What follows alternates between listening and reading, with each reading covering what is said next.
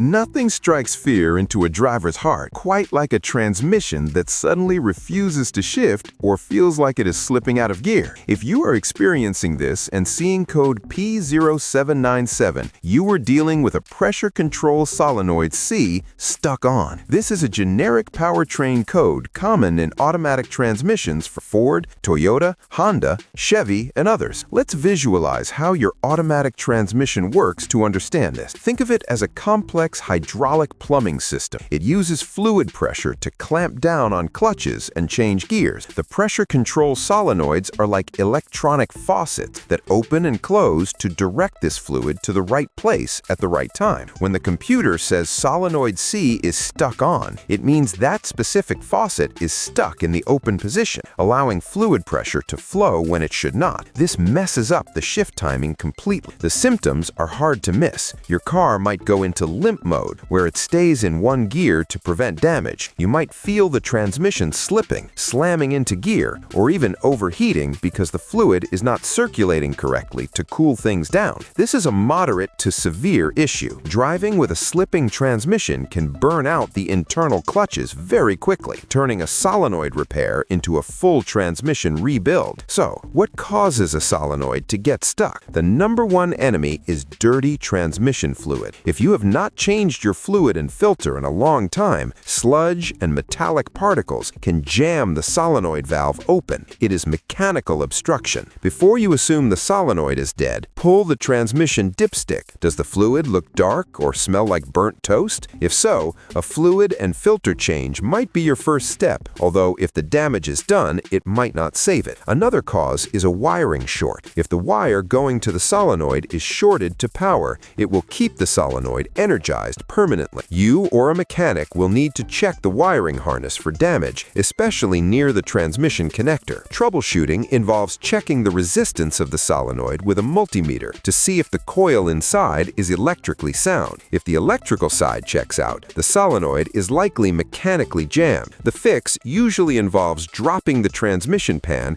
and replacing the faulty solenoid. It is messy work, but it is much cheaper than a new transmission. Just remember, the most common mistake is blaming the transmission pump or the computer immediately. Start with the fluid quality and the wiring. Those are the basics that cause the most sophisticated problems.